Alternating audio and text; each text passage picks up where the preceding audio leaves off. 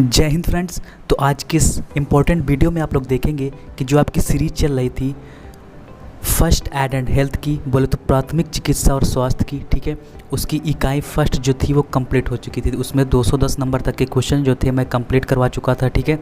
अब आपका जो आज की आपकी जो यूनिट है, इकाई सेकेंड है, ठीक है, वो क्या है कि तंत्रिका तंत्र, बोले तो नर्वस सिस्टम तथा उदर से संबंधित प्राथमिक चिकित्सा, त्वचा व जलने से संबंधित जहर, ठीक है। मतलब ये टॉपिक आपको पढ़ने हैं इस यूनिट में। कीट के काटने व विषैले प्रभाव, यानी कि कोई भी अगर कीट आपको काट ले और उसका को क्या प्रभाव होगा आपकी बॉडी पे। संवेदी ग्रंथियों से संबंधित प्राथमिक चिकित्सा तथा आपदा प्रबंधन व बालक के आकस्मिक जन्म से संबंधित कार्य, ठीक है। यानी कि बालक का जो आकस्मिक अचानक से अगर जन्म हो तो उससे संबंधित क्या कार्य होते हैं, इन सब के बारे में आपको यहाँ पे पढ़ना है, ठीक है। तो सबसे पहला क्वेश्चन जो है आपकी स्क्रीन पे क्या कह रहा है, इसका आंसर आपको फटाफट कमेंट सेक्शन में कमेंट करके बताना है। और क्वेश्चन को मैं बताने से पहले आप लोगों से जो है मैं बताना चाहता हूं कि आपका जो क्लास है वो डेली नहीं आ पा रहा है, ठीक है, क्योंकि मेरी जो हेल्थ है बिल्कुल भी सही नहीं है इस टाइम। तो फ्रेंड्स, हेल्थ सही ना होने की वजह से आपके जो वीडियोज़ है वो रेगुलर नहीं आ पा रहे हैं, ठीक है। अगर आपको कोई भी प्रॉब्लम हो रही तो आप व्हाट्सएप ग्रुप से जुड़ जाइएगा, वहाँ पर आप कुछ भी क्वेश्चन पूछ सकते हैं, ठीक। तो यहाँ पर जो आपका पहला क्वेश्चन क्या कह रहा है कि प्राथमिक चिकित्सक का प्रमुख कार्य क्या होता है। यानी कि जो आपका फर्स्ट एड, ये जो आपका चिकित्सक होता है प्राथमिक चिकित्सक, उसका सबसे मेन कार्य क्या होता है, प्रमुख कार्य क्या होता है, ये आपको बताना है।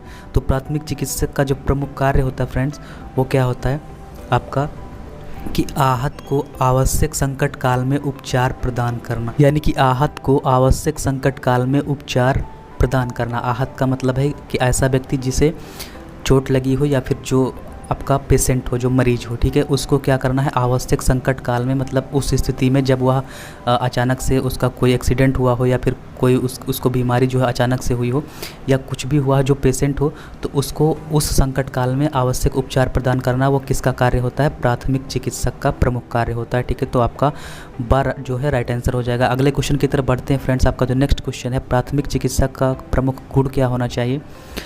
तो जो प्राथमिक चिकित्सक का प्रमुख गुण होता है, यानी कि उसकी प्रमुख क्वालिटी क्या होनी चाहिए, तो वो होती है कि साधन संपन्न एवं सूझबूझ वाला, ठीक है। तो फ्रेंड्स, साधन संपन्न का मतलब ये है कि उसके जो भी आपका चिकित्सक है, ठीक है, उसके पास पर्याप्त साधन होने चाहिए आपका इलाज करने के लिए, ठीक है। जो इलाज करने के लिए साधन, जो आपका जो भी कंपोनेंट की ज़रूरत होती है, ठीक है, वो सारे, जैसे कि बीपी मशीन हो गया, ठीक है, आपके पास स्टेथोस्कोप जिसे आप आला कहते हैं, ये सारी चीज़ें उसके पास होनी चाहिए। हम सूझबूझ वाला मतलब वो ऐसा ना हो कि डॉक्टर को कुछ मतलब पता ही ना हो, ठीक है, तो सूझबूझ वाला होना चाहिए। तो आपका आ नंबर जो है राइट आंसर हो जाएगा। अगले क्वेश्चन की तरफ बढ़ते हैं। आपका जो नेक्स्ट क्वेश्चन है कि सामान्यतः स्वस्थ शरीर में रक्त की मात्रा लगभग कितनी होती है। यानी कि आपका एक स्वस्थ शरीर है, हेल्दी बॉडी है, उसमें रक्त का मतलब होता है ब्लड की मात्रा कितनी होती है, तो इसकी मात्रा होती है 5 से 6 लीटर, ठीक है।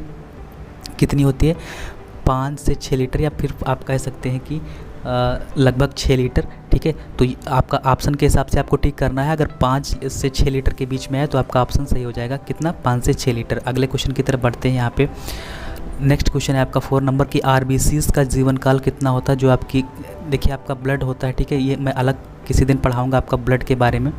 जैसे कि आपका ब्लड हो गया, ठीक है, तो 2 पार्ट में ये आपका बटा होता है। एक होता है आपका प्लाज्मा, ठीक है, एक होता है ब्लड सेल्स, यानी कि रुधिर कणिकाएं, ब्लड सेल, ठीक है। तो प्लाज्मा जो होता है वो लगभग ये आपका जो होता है ये लिक्विड पार्ट होता है, और ब्लड सेल जो होता है आपका रुधिर कणिकाएं, ये आपका ठोस यानी कि सॉलिड पार्ट होता है। तो प्लाज्मा में लगभग 99% जल ही पाया जाता है, ठीक है। और ब्लड सेल में कौन कौन सी होती है आपकी, एक होती है सबसे पहले आरबीसी, दूसरा होता है डब्ल्यूबीसी, और तीसरा होता है प्लेटलेट्स, ठीक है। इनका कलर जो होता है आपका आरबीसी का वो रेड होता है, लाल होता है। डब्ल्यूबीसी जो होता है वो, आरबीसी का मतलब रेड ब्लड सेल्स, तो लाल रक्त कणिकाएं, और डब्ल्यूबीसी का मतलब श्वेत रक्त कणिकाएं, वाइट ब्लड सेल्स, और प्लेटलेट जो होती है वो थोड़ी येलो कलर की होती है, ठीक है। ये हो गया रक्त का, ब्लड का, थोड़ा थोड़ा मोटा मोटा आपने समझ लिया कैसे क्या होता है। तो इसमें जो होता है कि आरबीसीज का जीवन काल कितना होता है, कितने दिन तक ज़िंदा रह सकती हैं, तो ये होता है आपका फ्रेंड्स 90 से 120 दिन तक आपकी जो आरबीसीज होती है इनकी सब संख्या सबसे ज़्यादा होती है, डब्ल्यूबीसी और प्लेटलेट से ज़्यादा होती है, ठीक है। इनका रेशियो कितना होता है, तो इनका रेशियो होता है 600:1:40। ये आपका हो गया आरबीसी 600, ठीक है, और 1 हो गया आपका यहाँ पे डब्ल्यूबीसी, और ये आपकी प्लेटलेट्स हो गई, ठीक है। तो यानी कि एक WBC पे 600 RBC होंगी और 40 क्या होंगी, प्लेटलेट्स होंगी। तो सबसे ज़्यादा संख्या किसकी होती है, 600। और यह मेरे शरीर में यानी कि बॉडी में किसी भी मनुष्य की बॉडी में कितनी पाई जाती है, तो ये होती है आपकी लगभग 4.5 मिलियन से लेकर के 5.5 मिलियन तक होती है, ठीक है। ये RBCs की संख्या होती है। तो इनका जीवन काल मतलब एक RBC का जीवन काल कितना होता है, तो ये 90 से 120 दिन तक जो है जीवित रह सकती हैं। आप option number the right answer हो जाएगा। उम्मीद करता हूँ अच्छे से समझ में आया होगा। अगर वीडियो समझ में आ रहा हो तो लाइक और शेयर जो है करते रहिए फटाफट। अगला क्वेश्चन जो है आपका, दानेदार श्वेत कणों में किस पर लाल अम्लीय रंग चढ़ता है। दानेदार श्वेत कण जो होते हैं उस पर जो है किस पर लाल अम्लीय रंग चढ़ता है, तो इसका आपका राइट आंसर हो जाएगा इओसिनोफिल, ठीक है। जैसे ऐसे कुछ क्वेश्चंस होते हैं जिनको आपको रटना ही पड़ेगा, याद ही करना पड़ेगा। बाकी का जो जिसमें आपका कुछ थ्योरी होती है वो मैं बता देता हूँ। जैसे RBC क्या होता है, प्लेटलेट्स, मैंने सब कुछ बताया आपको। उम्मीद करता हूँ समझ में आ गया होगा, ठीक है। तो दानेदार श्वेत कण अगर आपको आएगा, ठीक है, उसमें से किस पर लाल अम्लीय रंग चढ़ता है, तो इओसिनोफिल, किस पर, इओसिनोफिल, ठीक है। अगला क्वेश्चन है कि रक्त फेफड़ों एवं त्वचा की सहायता से शरीर के ताप को कितने डिग्री फ़ारेनहाइट पर रखता है। जो आपका रक्त है, जो आपका ब्लड है, वो आपके लंग्स, फेफड़ों और त्वचा मतलब स्किन की सहायता से शरीर का जो ताप होता है कितने डिग्री फ़ारेनहाइट पर रखता है। तो इसका राइट आंसर आपका हो जाएगा उस हिसाब से जो आपके ऑप्शंस दिए गए हैं, ऑप्शंस के हिसाब से इसका राइट आंसर द होना चाहिए 98.4। मगर आपको याद रखना है एग्जैक्ट कितना होता है, 98.6 डिग्री फ़ारेनहाइट, ठीक है। कितना, 98.6 डिग्री फ़ारेनहाइट, ये आपका एग्जैक्ट वैल्यू है। अगर ऑप्शन में इसके करीब आता है तो ये लगा देना है, बाकी यही एग्जैक्ट वैल्यू होती है 98.6, ठीक है। अगला क्वेश्चन है जो आपकी स्क्रीन पे, तो फ्रेंड्स अगला क्वेश्चन क्या कह रहा है कि निम्न में से क्या थ्रोम्बिन की उपस्थिति में, यानी कि थ्रोम्बिन की प्रेजेंस में फाइब्रिनोजन से क्या बनता है, फाइब्रिनोजन से बनता है। तो आपको याद रखना है कि फाइब्रिनोजन से क्या बनेगा, फाइब्रिन, ठीक है। सिंपल सा क्वेश्चन है कि फाइब्रिनोजन से क्या बनेगा, फाइब्रिन बनेगा। Option number the is right answer of this question. अगला क्वेश्चन है जो आपकी स्क्रीन पे 8 नंबर का क्वेश्चन क्या कह रहा है कि हृदय का वजन कितना होता है। आपका जो हार्ट होता है, आपका जो हृदय होता है, उसका जो भार होता है, वेट होता है, वो कितना होता है मनुष्य के शरीर में, ठीक है। तो इसका जो आपका राइट आंसर हो जाएगा वो होता है आपका 300 से 350 ग्राम होता है, ठीक है। कितना होता है, 300 से 350 ग्राम हृदय का वजन होता है, ठीक। अगले क्वेश्चन की तरफ बढ़ते हैं। आपका जो नेक्स्ट क्वेश्चन है 9 नंबर का, बेहोश व्यक्ति को नहीं लिटाना चाहिए। जो आपका कोई भी अगर बेहोश व्यक्ति है, ठीक है, तो उसको किस तरफ नहीं लिटाना चाहिए, सीधे या फिर उल्टा। तो सीधे का मतलब है कि जो है पीठ के बल, ठीक है, और उल्टा का मतलब है पेट के बल। तो पेट के बल उसको कभी भी नहीं लिटाना चाहिए, उल्टा, ठीक है। तो ऑप्शन नंबर बा इज द राइट आंसर, ठीक है। ये छोटे छोटे क्वेश्चन हैं जिनको आप अपने जो है माइंडसेट से कर सकते हैं, ठीक है। बाकी अगला क्वेश्चन है जो आपकी स्क्रीन पे यहाँ पे, तो फ्रेंड्स आपका जो नेक्स्ट क्वेश्चन है क्वेश्चन नंबर 10, शरीर के सब भागों में केश वाहिनियों द्वारा रक्त भेजने का कार्य कौन करता है। केश का मतलब कि बाल के समान, ऐसी वाहिनियाँ का मतलब होता है कि आप ट्यूब समझ लीजिए, नल की, ठीक है, नली। तो केश वाहिनियों द्वारा रक्त भेजने का कार्य कौन करता है। तो आप देखे होंगे, अगर आप जो है हृदय पढ़े होंगे, ठीक है, हार्ट के बारे में पढ़े होंगे, तो आपको पता होगा कि जो आपका ये बायां निलय होता है, ठीक है, ये क्या करता है, आपका हृदय को जो है हृदय के द्वारा सभी भागों को रक्त पहुंचाता है, ठीक है। मान लीजिए ये आपकी हृदय की आकृति ऐसी इस तरीके की होती है, ठीक है, कुछ इस तरीके की। और यहाँ पे आपकी जो है देखिए ये वाला जो हृदय होता है आपका, ठीक है, ये हृदय की वास्तविक आकृति नहीं होती, ठीक है, ये केवल आपका जो है उसमें चलता है। तो यहाँ पे आप लोग देखिएगा कि ये आपकी हृदय की वास्तविक आकृति नहीं होती है। तो ये जो आपकी हृदय की है, ठीक है, इसमें आपके जो है मान लीजिए एक ये हो गया, ठीक है, ऊपर इस 4 पार्ट में होते हैं, 4 चैम्बर होते हैं हृदय के। तो ये आपका जो है ये दायां आलिंद, ठीक है, ये आपका हो गया राइट और ये हो गया आपका लेफ़्ट, ठीक है। तो ये दायां आलिंद हो गया और ये दायां निलय। तो बायां निलय जो होता है इसमें से ये ऊपर आलिंद होता है, नीचे निलय होता है। तो जो भी बायां निलय होगा वो क्या करता है, शरीर के सभी भागों में रक्त को पहुंचाता है, ठीक है। अगले क्वेश्चन की तरफ बढ़ते हैं यहाँ पे, क्योंकि ज़्यादा अगर डिस्कस करेंगे तो आपका जो एग्ज़ाम है बहुत नज़दीक होने वाला है। तो आपको केवल पॉइंट वाइज याद होना चाहिए जितना आपके एग्ज़ाम में आने वाला है, ठीक। अगला क्वेश्चन क्या कह रहा है कि निम्न में से कौन सा भाग अनैच्छिक पेशी एवं लचीले ऊतक का बना होता है। तो अनैच्छिक पेशी मतलब ऐसी, अनैच्छिक का मतलब जो हमारी इच्छा से ना चले। तो अनैच्छिक पेशी और लचीले ऊतक का मतलब होता है कि जो लचीला हो, ठीक है, बहुत ही लचीला हो, उस ऊतक का मतलब टिश्यू होता है, ठीक है। मतलब जो भी इंग्लिश मीडियम से देख रहे हैं, ठीक है, तो उनको भी परेशानी नहीं आनी चाहिए। तो ऊतक का मतलब टिश्यू होता है, उस जो है बना होता है, किसका बना होता है, तो ये होता है फ्रेंड्स आपका बा नंबर जो है कि ट्यूनिका मीडिया, ठीक है। देखिए ये आपको याद ही करना पड़ेगा, इसकी कोई ट्रिक नहीं है। ट्यूनिका मीडिया किसका बना होता है, यानी कि कौन सा भाग अनैच्छिक पेशी और लचीले ऊतक का बना होता है, तो ट्यूनिका मीडिया जो है वो अनैच्छिक पेशी और लचीले ऊतक का बना होता है, ठीक है। सॉरी फ्रेंड, थोड़ा तबीयत जो है सही नहीं है, फिर भी मैं आप लोगों को वीडियो जो है पहुंचाने की कोशिश कर रहा हूं, तो इसको इग्नोर करिएगा। बाकी जो है आपका अगला क्वेश्चन है जो आपकी स्क्रीन पे यहाँ पे, हृदय को पोषक तत्व तथा ऑक्सीजन प्रदान करने के लिए और वहाँ से उत्पन्न विकारों को संग्रहित करने का काम किसके द्वारा संपन्न होता है। यानी कि जो आपका हार्ट होता है, ठीक है, हृदय को सबसे पहले क्वेश्चन को अच्छे से पढ़ना है कि हृदय को पोषक तत्व यानी कि न्यूट्रिएंट्स आपके जो हो गए तथा ऑक्सीजन प्रदान करने के लिए, यानी कि हृदय को आपको क्या प्रदान करना है, पोषक तत्व और ऑक्सीजन, इसको प्रदान करने के लिए और वहाँ से उत्पन्न जो विकार होते हैं, जो मतलब आपके शरीर के काम के लायक नहीं होते, उत्पन्न विकारों को संग्रहित मतलब इकट्ठा करने का काम किसके द्वारा संपन्न होता है, तो वो होता है फ्रेंड्स आपका कोरोनरी रक्त परिसंचरण, ठीक है। कोरोनरी रक्त परिसंचरण होता है आपका रक्त परिसंचरण, ठीक है। कौन सा रक्त परिसंचरण, कोरोनरी रक्त परिसंचरण, ठीक है, ये हो गया आपका, इसके द्वारा होता है। अगला क्वेश्चन है जो आपकी स्क्रीन पे, एक स्वस्थ व्यक्ति का हृदय 1 मिनट में कितनी बार धड़कता है, तो सभी लोग जानते होंगे कि स्वस्थ व्यक्ति का हृदय जो होता है 1 मिनट में कितनी बार धड़कता है, तो ये जो धड़कता है कि लगभग 72 से 80 बार, ठीक है। एग्जैक्ट 72 बार नहीं धड़कता, 72 से 80 बार भी धड़क सकता है, ठीक है। अगर आप मान लीजिए रनिंग करके आ रहे हैं, कोई काम कर रहे हैं, तो आपका जो है तेज़ी से धड़केगा, अगर आप लेटे हुए हैं तो हल्का स्लो धड़केगा, ठीक है। तो ये 72 से 80 बार तक धड़क सकता है। बाकी अगला क्वेश्चन है कि वयस्क व्यक्ति की नाड़ी दर कितनी होती है।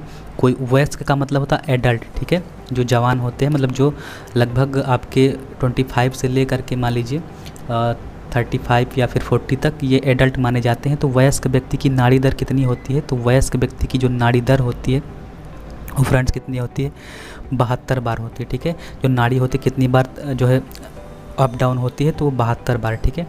अगला क्वेश्चन है आपकी स्क्रीन पे, सामान्य मनुष्य 1 मिनट में कितनी बार श्वास लेता है, यानी कि कोई सामान्य मनुष्य है, ठीक है, वो 1 मिनट में कितनी बार श्वास लेता है। श्वास का मतलब है आपका जो आपकी एयर होती है, जो आप श्वास को लेते हैं, ठीक है।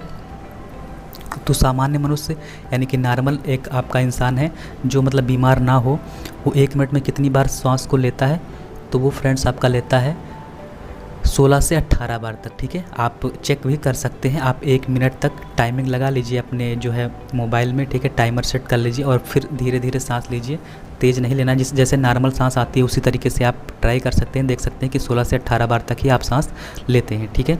अब जल्दी जल्दी नहीं कर लेना ऐसे से, ठीक है, तो ऐसे फिर मतलब जैसे नॉर्मल होता है वैसे ही करना है। तो आप इससे आपने साथ जो है ट्राई भी कर सकते हैं। तो कितना आपको याद रखना है, 16 से 18 बार तक। अगला क्वेश्चन है कि प्रश्वसन के समय डायफ्राम क्या होता है, तो डायफ्राम जो होता है प्रश्वसन के समय संकुचित होता है, ठीक है। श्वसन के समय क्या होता है, फैलता है। मैंने इससे पहले फर्स्ट चैप्टर में बताया था कि श्वसन के समय क्या होता है, डायफ्राम फैलता है, और प्रश्वसन के समय संकुचित का मतलब सिकुड़ता है, ठीक है। अगले क्वेश्चन की तरफ बढ़ते हैं। आपका जो नेक्स्ट क्वेश्चन है फ्रेंड्स क्या कह रहा है, 17 नंबर का, नासिका और मुंह के पीछे का भाग क्या कहलाता है। देखिए मान लीजिए आपका ये एक नाक हो गई, ठीक है।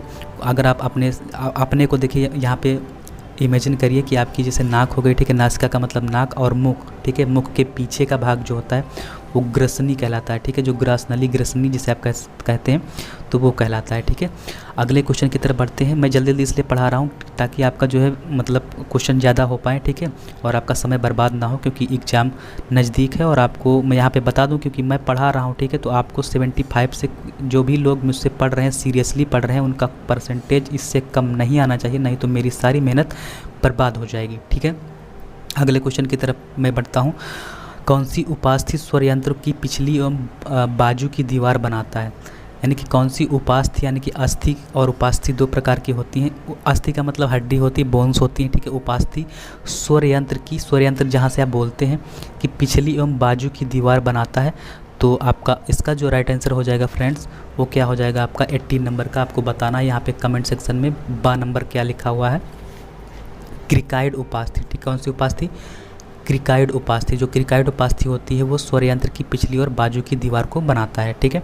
तो इसको आपको याद रखना है, क्रिकाइड उपास्थि कौन सा। मेरे साथ साथ बोलना है, मैं बार बार इसलिए बोल रहा हूँ क्योंकि आप जो है बार बार बोलेंगे तो आपके सबकॉन्शियस माइंड में, अचेतन जो आपका मन होता है उसमें फिट हो जाएगी चीज़ें, आप भूलेंगे नहीं।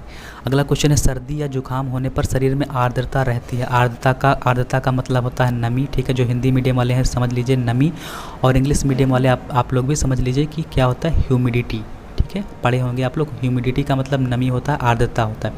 तो आपको पता होगा कि सर्दी या जुकाम होने पर शरीर में नमी क्या रहती है, अधिक ही रहती है, क्योंकि जो आपका सर्दी जुकाम के समय आपकी जो नाक भी होती है काफ़ी ज़्यादा निकलती है, तो उससे आप अंदाज़ा लगा सकते हैं कि नमी ज़्यादा रहेगी तभी भी, ठीक है। तो नमी ज़्यादा ही रहती, अधिक होती, कम नहीं होती, ठीक। फिर जो आपका नेक्स्ट क्वेश्चन है फ्रेंड्स कि ग्रसनी की लंबाई कितनी होती है। जो आपकी ग्रसनली या ग्रसनी होती है उसकी लंबाई कितनी होती है आपको बताना है। तो इसकी जो लंबाई होती है वो कितनी होती है, 10 से 12 सेंटीमीटर होती है, ठीक है। आपकी जो स्केल ले लीजिएगा और 10 से 12 सेंटीमीटर जो आपका होता है उतनी किसकी लंबाई होती है, ग्रसनी की लंबाई, ठीक है। अगला क्वेश्चन है, हमारे शरीर में गैसों का आदान प्रदान कौन करता है। तो फेफड़े, देख आपको पता होगा कि फेफड़ों में जो है गैस आती है, ठीक है। गैस का मतलब है कि आपका जो है कार्बन डाइऑक्साइड जो है आप छोड़ते हो और ऑक्सीजन को ग्रहण करते हो। तो ये किस में होता है, फेफड़ों में भी होता है, जो आपके टिश्यूज होते हैं उसमें भी होता है, ठीक है। तो आ और बा दोनों में होता है, इसलिए आपका ऑप्शन जो है सा राइट आंसर हो जाएगा।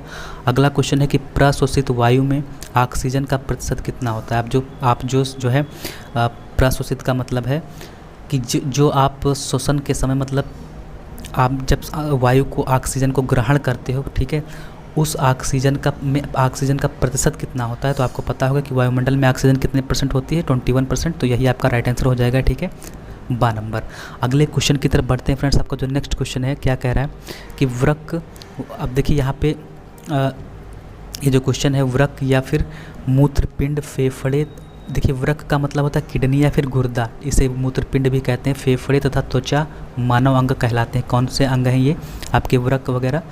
तो ये जो होते हैं फ्रेंड्स आपके, यानी कि गुर्दे जो होते हैं, ठीक है, ये क्या करते हैं, जो आपका विकार होते हैं, जो आपके मतलब अपशिष्ट पदार्थ होते हैं जिनकी शरीर में आवश्यकता नहीं होती है, ऐसे पदार्थों को ये क्या करते हैं, शरीर से बाहर निकालने का काम करते हैं। त्वचा भी यही करती है, जैसे कि आप स्वेद यानी कि पसीना जो आपका हो गया इसको निकालती है, तो पसीना आपके शरीर के काम के लायक नहीं होता। जो भी बेकार पदार्थ होते हैं, ठीक है, इनको क्या करता है, फेफड़ा क्या करता है, कार्बन डाइऑक्साइड को निकालता है। जो भी अपशिष्ट पदार्थ होते हैं उनको निकालने का काम कौन करते हैं, तो ये अपशिष्ट पदार्थों को निकालते हैं। इसलिए क्या हो जाएंगे, कौन से अंग हो जाएंगे, उत्सर्जन अंग हो जाएंगे। उत्सर्जन का मतलब है उत्सर्जित होना या फिर निकालना, ठीक है। तो आपका 12 नंबर राइट आंसर हो जाएगा। अगले क्वेश्चन की तरफ बढ़ते हैं। आपका 24 नंबर का क्वेश्चन क्या कह रहा है कि मूत्रपिंड संख्या में कितने होते हैं। मूत्रपिंड का मतलब होता है किडनी से या फिर गुर्दे से। तो ये होते हैं आपके 2, ठीक है। कितने होते हैं, 2 होते हैं। और फिर अगला क्वेश्चन है कि किडनी का वज़न कितना होता है। हर चीज़ का वज़न आपको यहाँ पे पता करना है। तो किडनी का भी वज़न कितना होता है, आपका जो गुर्दा होता है उसका वज़न कितना होता है, तो वो होता है 125 से लेकर के 170 ग्राम तक का हो सकता है। कितना, 125 से लेकर के 170 ग्राम तक किडनी का वज़न हो सकता है। इसको आपको याद रखना है। अगला क्वेश्चन है जो आपकी स्क्रीन पे यहाँ पे ये रहा, किसकी रचना अंग्रेजी अक्षर यू के समान होती है, ठीक है। अंग्रेजी अक्षर यू को आप पता होगा, ऐसे किसकी संरचना जो होती है यू के समान होती है, तो हेनले कूप, ठीक है। इसको मैं जो है आपको यहाँ पे दिखाने की कोशिश करूँगा इमेज के जरिए। तो हेनले कूप की जो संरचना होती है वो किसके समान होती है, अंग्रेजी अक्षर के यू के समान होती है, ठीक। अगला और इस वीडियो का नेक्स्ट क्वेश्चन है, मतलब सबसे लास्ट क्वेश्चन है, हमारे शरीर से प्रतिदिन लगभग कितना द्रव मूत्र के रूप में बाहर निकलता है। यानी कि जो आप पानी का यूज करते हैं तो प्रतिदिन यानी कि हर दिन में लगभग कितना द्रव जो है, यानी कि लिक्विड, यानी कि जिसे आप जो है मूत्र कहते हैं, ठीक है, ये कितना निकलता है, इसकी जो है मात्रा बताइए। तो ये जो निकलता है इसको आपको याद रखना है फ्रेंड्स, कितना निकलता है आपका। तो इसका जो ऑप्शन हो जाएगा 1.5 लीटर, ठीक है। यानी कि 1.5 लीटर आपका जो है डेली बाय डेली ये मूत्र के रूप में बाहर निकल जाता है, ठीक है। तो आपको पानी जो है कम से कम 5 से 6 लीटर ज़रूर पीना है, क्योंकि जब आपको पता होगा कि 1.5 लीटर ये निकल ही जाता है डेली बाय डेली, तो 5 से 6 लीटर आप जब यूज करेंगे तभी आपके शरीर में जो है पानी की कमी जो है पूरी हो पाएगी, ठीक है। तो उम्मीद करता हूँ आज के सारे जो आपके क्वेश्चंस होंगे वो क्लियर हो गए होंगे, और बाकी के क्वेश्चंस मिलते हैं नेक्स्ट वीडियो में, ठीक है। अगर आपको कोई भी किसी भी प्रकार की प्रॉब्लम आ रही हो तो आप जो है मेरे व्हाट्सएप ग्रुप की लिंक डिस्क्रिप्शन बॉक्स में मिल जाएगी, या फिर आपको टेलीग्राम या फिर आप जो है इंस्टाग्राम आईडी सारे कुछ आपको यहाँ पे दे दिया जाएगा। वहाँ पर जा कर के आप कुछ भी क्वेश्चन को पूछ सकते हैं, ठीक है। तो बाकी की आप जो भी प्रॉब्लम होगी बताइएगा, कमेंट सेक्शन में बता सकते हैं। तो आज के वीडियो में इतना ही, मिलते हैं नेक्स्ट वीडियो में। तब तक के लिए जय हिंद, जय Bharat, take care, bye bye, love you.